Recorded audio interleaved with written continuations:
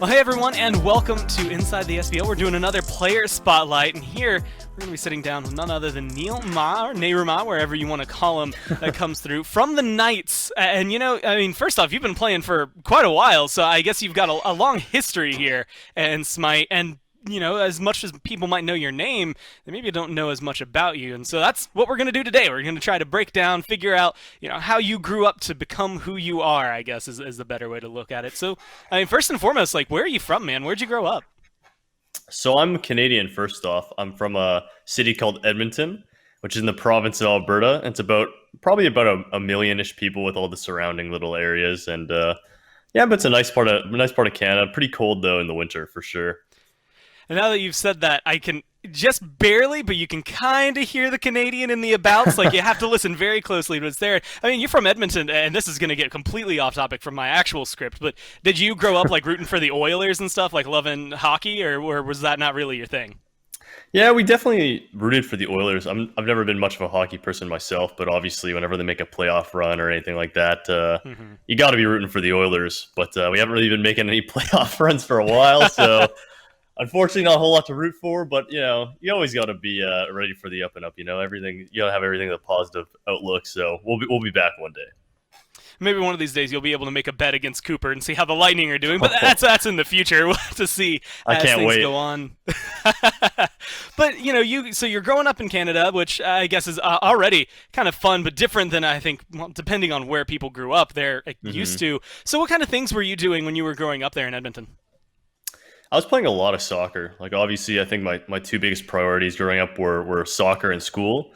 And I basically started playing soccer when I was 5. My parents got me into that, and I played pretty well into my early 20s, 21 or 22 before I quit. Wow. So that seems to be a common theme. And granted, I know, a lot of European players or international players that we have in the league, soccer's usually very big. And I guess even there for you, it was what really made you stop. You hit 21 in your early 20s.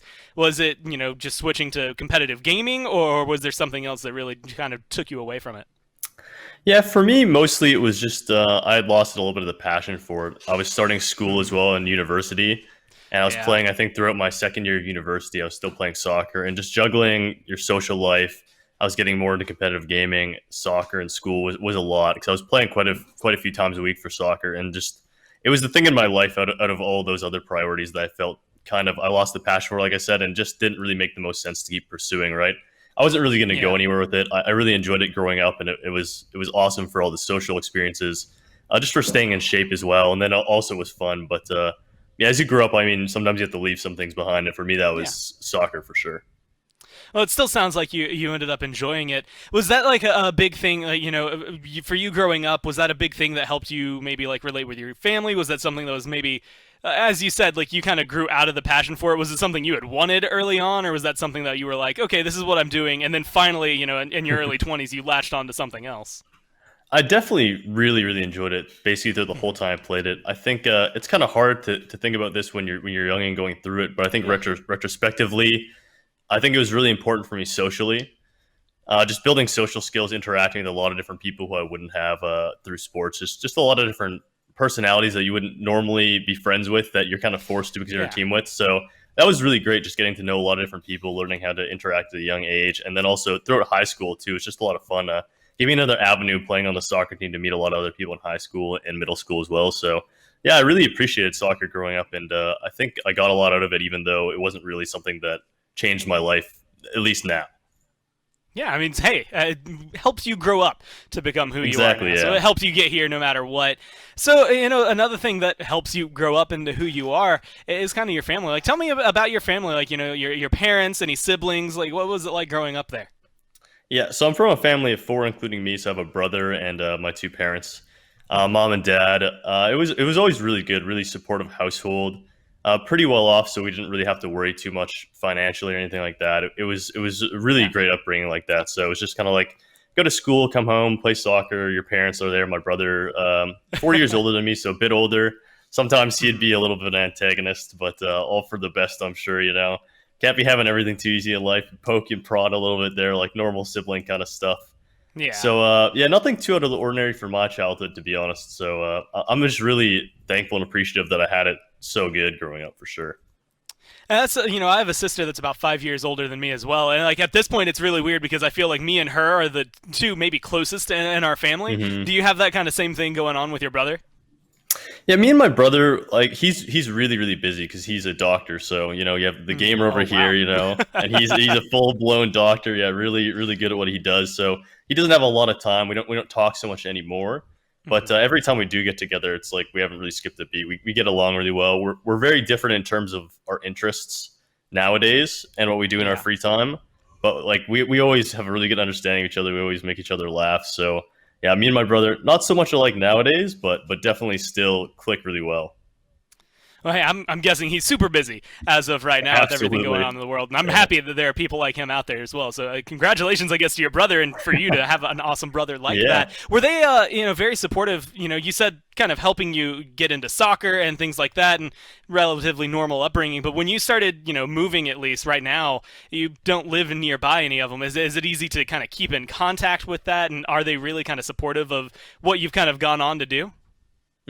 So initially, when I first started playing, I guess it kind of came out of left field because for me, I had just graduated university, and that's kind of when I took my first steps to playing competitively, at least in terms of Hmm. Smite. And obviously, they had normal parent concerns, right? But they were voicing their concerns that, hey, like this is going to distract from. Is this going to be distracting from your long term career? Is this something that's going to be valuable to you down the line? Very very understandable things. And when I Yeah. went to my first tournament as a player, that's kind of when they realized, oh, okay, this is something that you're not just in the basement like wasting your time or whatever. This is something that's actually tangible that can lead you to a better future. So I think they just had a lot of concern at the start as to whether or not it'd be a valuable use of resources in terms of time mostly. But once once the money I guess started showing up, and once they Hmm. saw how it was more of a real thing that they could understand, they were definitely really supportive. So but yeah, 'cause I totally understand where they're coming from in terms of that. Like I just graduated, and it's like, do you really want to be going this way? But yeah, so definitely nowadays too, they're super supportive. Like for our world championship run, they both came, and that was fantastic. And they're showing a lot of support, and yeah, that's just been great for sure. I was gonna say that's got to be the most proving ground where you can be like, look, I'm now a world champ. Yeah, Like you can't say yeah, anything anymore. Like it's all been working out. yeah, But absolutely, yeah. so you also found yourself in this position where a lot of the players have moved countries, whether they're from Europe, some from Latin America.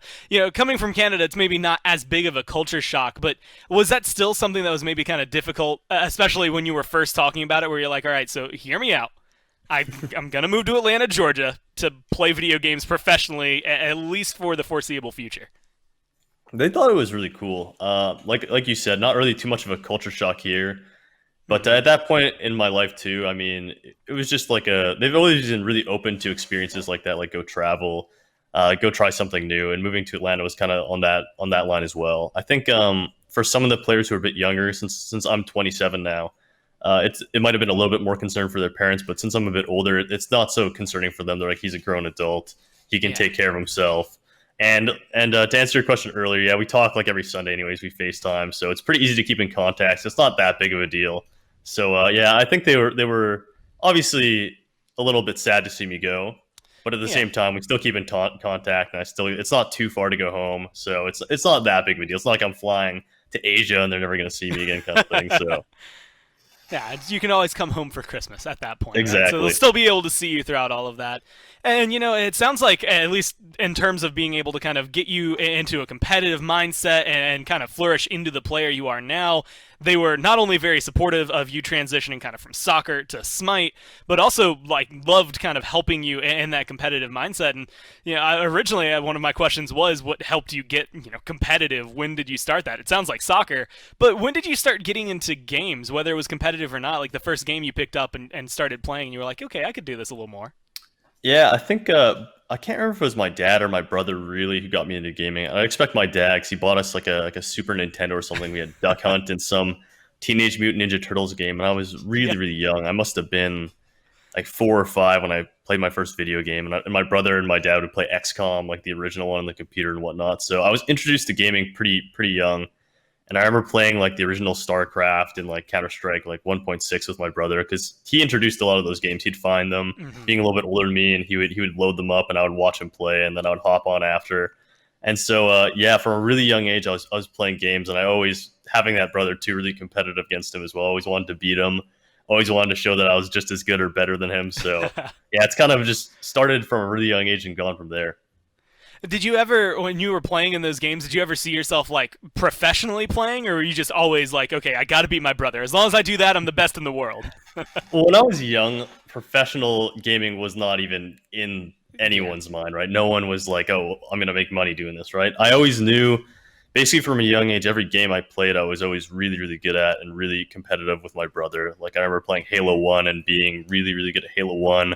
Counter Strike as well. People would call me like a cheater when I was like 12, 13, 14, things like that. Best So, compliment there is. yeah, absolutely, yeah. So I was like, from a young age, I knew I was going to be really good at them, and then, but like I said, I never really had an idea that I would go professional in them. But I always really enjoyed the fact that I could pick it up, and it just kind of made intuitive sense, and I was good at them for sure. So you're, now obviously a Smite professional player. You're up in the top of the league. So were there any other games before Smite that you were like a very highly competitive player that you got to the high level, maybe like the top in ranked, or maybe were even playing in some leagues or tournaments? Or was Smite just the first one? I had like played some pretty amateur level Counter Strike. I think Counter Strike Source when I was growing up. Nothing too serious though. But I think my biggest Hmm. one at the beginning was World of Warcraft. I played a lot of that in high school, and I focused on like the PvP aspect of the game. And when I was playing Arena on the hardest battle group, I guess. And I was playing against I played against players like Reckful, Snuts, guys like that, Doctor Mayo. I don't know Yeah. how familiar people are, but a lot of the really top players, and we were on the big thing was back then. It's called there was like an arena page, and it would show the top teams on it. If you're on the front page of that, you were kind of like hot stuff. So we were the front page of the hardest battle group, playing a pretty scuffed 3 versus 3 comp. So that was kind of the first time when I was like, whoa, like I can actually compete with some of these guys, and like I'm really really good. 'Cause it's pretty tangible, right? Like you're in the hardest battle group with the best players in the Yeah. world, and you have a very tangible ranking. So I think that was kind of my first run in with being kind of top tier at a game. And so, what pulled you into Smite? Like when you started playing it, what then kind of opened up the door for you to be like, you know what, I could start playing this competitively? Well, for me, World of Warcraft was a bit too much of a commitment. Like, I didn't really want to be playing it all the I could time. When see you that. play at a Yeah. high level like that, I didn't want to be playing hours and hours and hours a day and having to go do things outside of PvP, like go make gold so you could get a good enchantment for PvP. Like, that didn't really interest me too much. And so Hmm. I think I saw on Twitch in the closed beta, someone was playing Smite, and it had a really good mix of a MOBA as well as the perspective of WoW, because I was really into MOBAs at that time too. I was playing a lot of Dota, I was playing a lot of Heroes of Newerth at the time, and I was high ranked in both. And then I was kind of like, this is like a great mix of two things that I really love. It has the perspective of WoW, something that I really understood, and the aiming as well, and just moving your character, and then also the MOBA aspect of other games that I understood. So I thought it was just a Hmm. good transition, and obviously the mythology was really cool, and I thought it was just something new and fun to try out. So I just saw it on Twitch, got a beta code, and then some of my friends that I played Arena with in WoW came by and started playing Smite with me. Actually, yeah, Well, there you go. Sometimes it's all you need is that little push, I yeah, guess, in the direction. exactly. And now look where it's landed you. Things have gotten pretty well. And we had kind of mentioned like you've moved countries, you're in the pro league, but you're also, if you look behind you, living with the team, and Yeah, that's kind of where I wanted to go. A lot of these players, a lot of the guys that we get to talk to now, they're either sharing an apartment with some teammates, or like you guys have the house together. So how important, first off, do you just think it is living with the rest of the squad to your mentality when it comes to playing Smite? I think it's pretty important. Yeah, I think in terms of like house versus apartment, there are different Hmm. arguments to be had there. But I like living in a house. It definitely, like I said, house and apartment has pros and cons. But at the end of the day, I think it helps your team chemistry. Just be earthquake. Earthquake, yeah. It helps your team. It helps your team chemistry.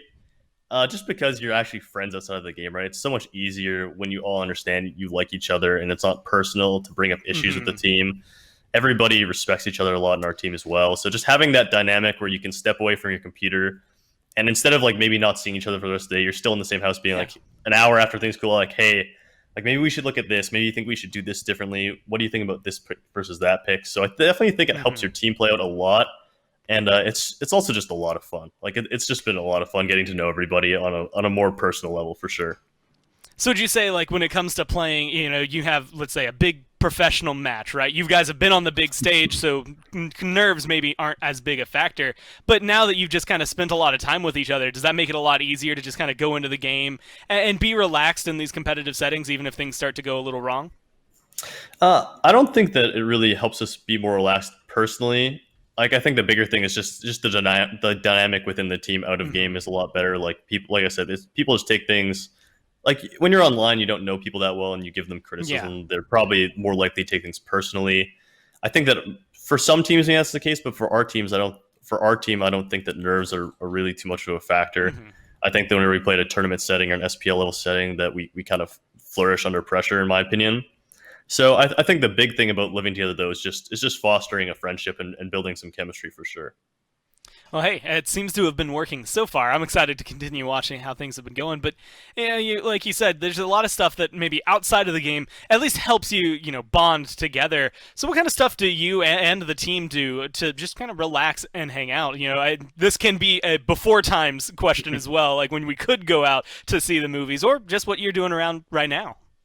Yeah, we'd often go get food together, stay and watch a movie, watch some TV together. But honestly, most of the time that we really bond is just some random. It'll be like 2 a.m. or something, and randomly we'll all be awake, and we'll all be in a mood, and we'll just all start goofing off and doing some crazy stuff. Like that's mostly like when we get our quality timings. A lot of time people are on different sleep schedules. People are gaming a lot, playing this, that, or whatever. So a lot of times people are preoccupied, but there's always those random moments that just the wee hours of the morning when everyone's just hanging out. We all take our headsets off and just have some random chat. Everyone's Yeah. dying laughing at 2, 3 a.m. So yeah, those are kind of the moments where we all kind of feel like we're getting closer together for sure. Man, and those feel like the ones that everyone kind of cherishes. Like in your memory, those are the ones from like, hey, we had a sleepover and like everyone was up at 2 in the morning, and like that was Exactly. just like the best point. So it does sound like you guys are having a good time. That at least keeps the nights going. But you've mentioned it. The nerves maybe isn't as big of a factor, and I was kind of wondering for you specifically, one of the top supports in the SPL. Does that ever kind of mount up in terms of pressure outside a game? Like, does that ever kind of get to you and you just need to take a break from it all?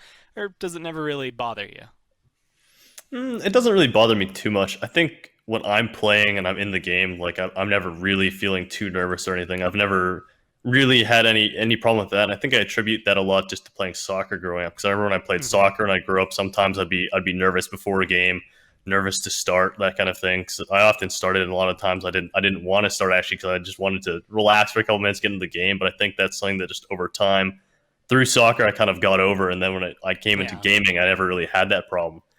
But yeah, I don't really feel too much pressure necessarily from outside forces. I think my biggest critic has always been myself, which I attribute a lot of why I've grown so much as a player when I first started till now. So I think that's the biggest thing. It is a very performance based job, and that can be stressful in its own ways. But most of that stress just comes from myself, just trying to be the best I can be, and just always trying to improve and always trying to make everyone around me better and lift our spirits as well. So yeah, there is stress, but it's not like I'm going on Reddit or anything reading what people say about me. I don't really tend to listen to a lot of the outside noise. Mostly my criticism is from me for the most part, yeah. Well, hey, you've grown a lot, so whatever you're doing it right. So I'd say keep it going when things have been. And, there's always this moment. Right now you're in the Pro League, and you've been playing competitively for a while. But when was that, like, essential, like, I guess, switch in your brain where you were just like, you know what? I'm pretty good at this game. Like, I could actually keep doing this. Like, I can compete. I've pretty much, since I started playing, known and been confident in myself that I could play at a top level. Basically, yeah, like I said, as soon as I started playing, I didn't really enter the Pro League, I think, until season 3 or 4. I can't remember now. I think it was season 3 maybe is when I first entered the Pro League. But even at season 0, season 1, I always knew, hey, I can be the guy. Like, I'd watch people play. I think before I entered the Pro League, I think I underrated how good some of the players were and how different the game was. Because I remember watching people in season 0, season 1, I'm like, I'm better than that guy. I can play on that team. And then when you finally get there, you're like, oh my God, like people are so good, so much more coordinated than you think. But yeah, I've always thought I could play at that level. It's just, I think a big thing that kind of is a reason why I took so late to get to the league is because I just did zero networking really. I didn't really network at all. I didn't really play ranked at all. I played with some of my friends. I remember I started playing the game with Jaco Malfoy, a name from way back, season 1, season 2 kind of guy. He was an absolute legend.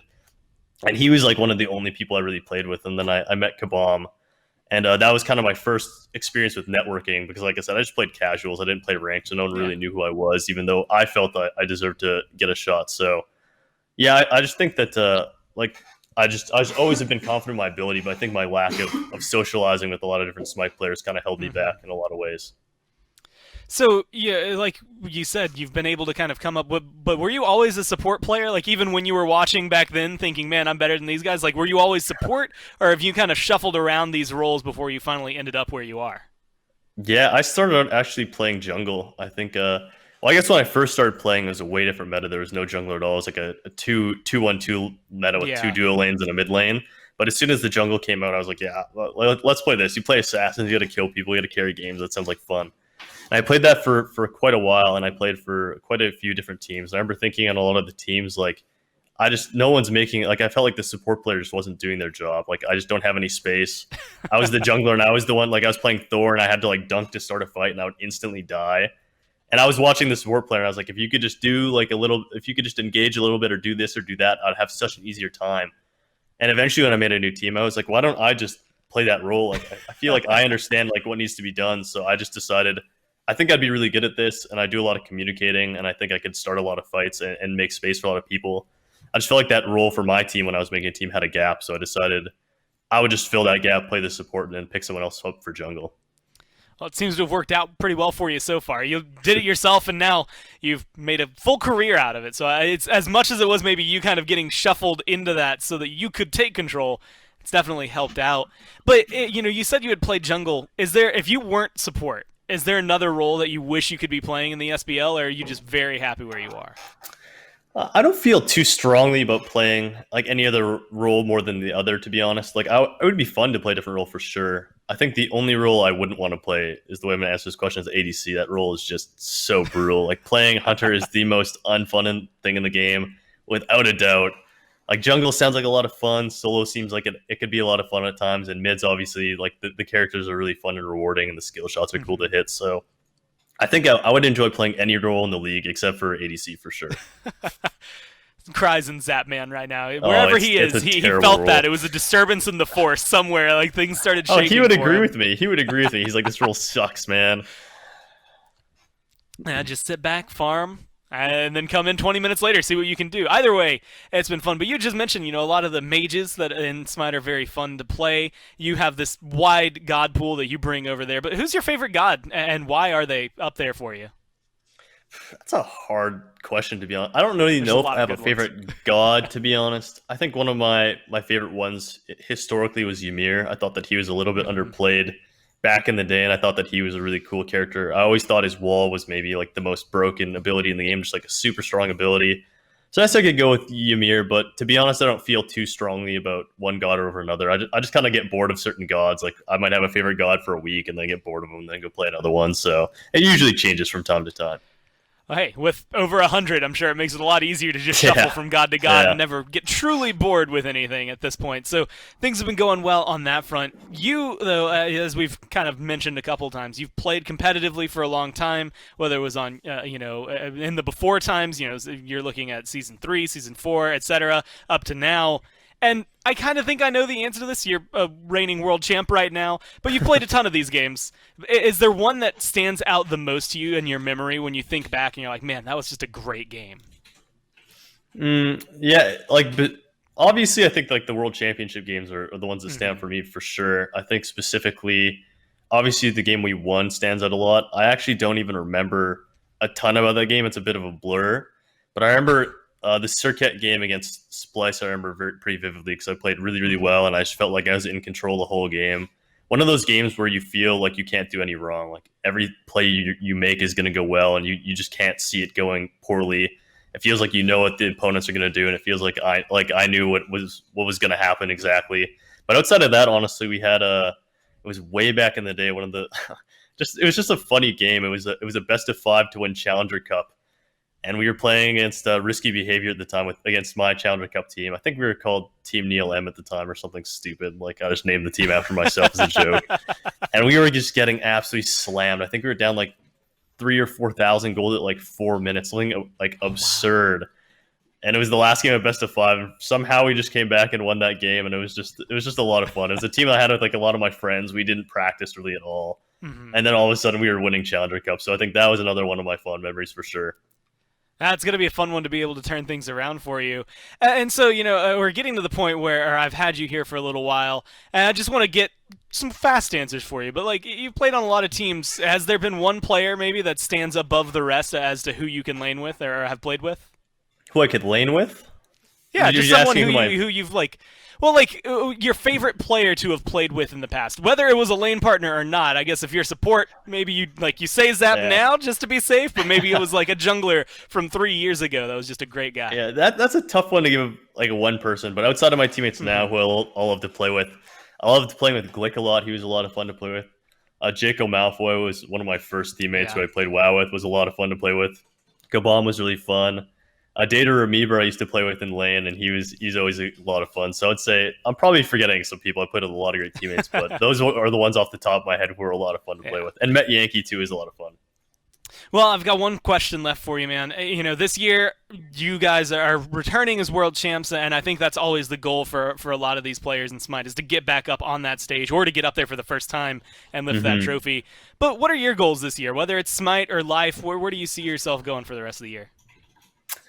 I think it's tough when you're competing like this, and it's kind of more than a job, not to say winning another championship. Because to me, it's something that I do as a job, but it's also something that I really am passionate about and really enjoy. So I think just being a championship champion last year and then having the opportunity to repeat is something that's super special. Only been done once, so I've had my eye on that all year long. As soon as I won last year, that was the first thing on my mind pretty well. Was like, I want to do it again. Like I want to try and go down in history among all those other great players from Energy. So that's definitely the goal of the year, is just to try and close the year strong and give it another good run in World Championship.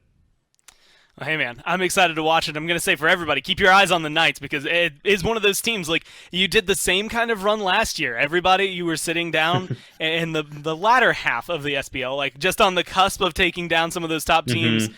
And then you came out at Worlds and decided to just, you know what, win it all. How about? So keep your eyes on them. They're a suspicious group that it can always come through and change the tide in the matter of a weekend. But hey, man, thanks for sitting down with me. It's been nice talking to you. And I guess just have a good rest of your day. For everyone watching, thanks for tuning in. Hope you learned more about Neil, and check out the Knights as they play in the SPL. Yeah, thanks for having me, Gore.